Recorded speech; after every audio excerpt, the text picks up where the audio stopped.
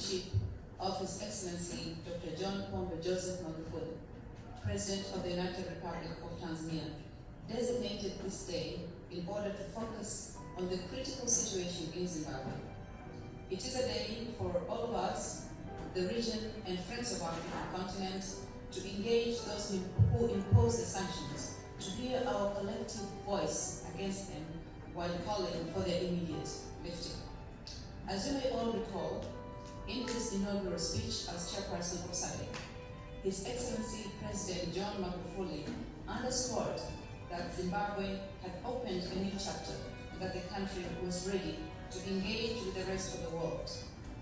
He called on the region to unite in support of Zimbabwe against those unjustified sanctions. He urged Sadc member states to speak with one voice, since the sanctions have a grave and an unforgivable impact on women, children, and ordinary citizens of Zimbabwe and the region as a whole.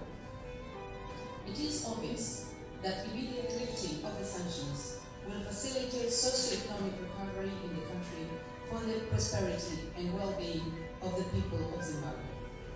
As a region, we call on the countries and institutions who have imposed those sanctions to embrace the efforts by the current government under the leadership of His Excellency Emerson Mnangagwa to re-engage and renew mutually beneficial relations with the international community.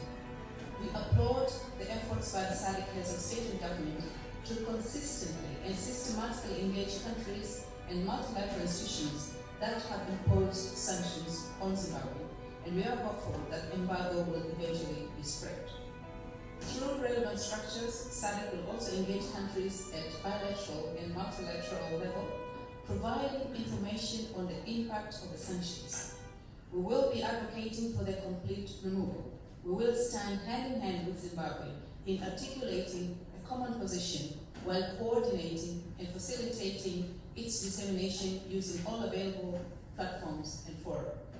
Excellencies, distinguished guests, ladies and gentlemen, at the continental level, the Sadc region acknowledges and appreciates the call by the African Union for the West to remove the sanctions in order for Zimbabwe to implement effective reforms that the government has set for the people of the country. In this regard, the 797th Ministerial Meeting of the Peace and Security Council of the AU, held on the margins of the United Nations General Assembly in September 2018, called upon all members of the international community that have imposed sanctions on Zimbabwe to remove them without any further delay in order to facilitate early socio-economic recovery in the country. Again, at this year's 74th United Nations General Assembly in September, the AU reiterated the continent's call for removal of the sanctions. We further take note as Sadc the recent call by the AU Commission Chairperson, His Excellency Musa Faki Mahamat, on all of us to work together so that Zimbabwe can really harness the potential it has for economic development and play its role not only at the regional but at the continental level. Other leaders on the continent have also expressed concern at the serious economic challenges being faced by Zimbabwe and demanded an immediate lifting of the sanctions. As we all know, Excellencies, distinguished ladies and gentlemen, these sanctions have made it difficult for Zimbabwe to access lines of credit and debt relief.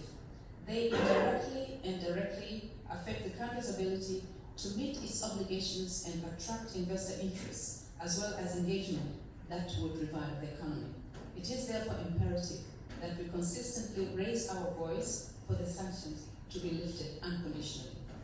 On behalf of the Chair of Sadc, His Excellency President Magufuli, and the Sadc Group of Ambassadors and High Commissioners, we reiterate our steadfast solidarity with the government and people of Zimbabwe, while condemning the continuation of unilateral and illegal sanctions against our sister country.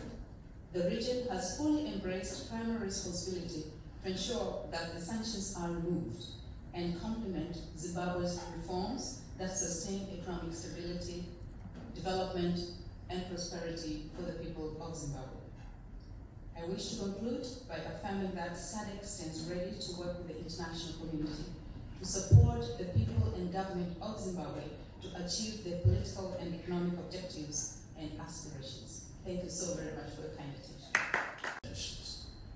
Our arms remain outstretched with a genuine heart of friendship and cooperation to all those willing to take this new and exciting journey of Zimbabwe's rebirth. Excellencies, distinguished guests, ladies and gentlemen, I want to thank you most sincerely for your solidarity and for your attention.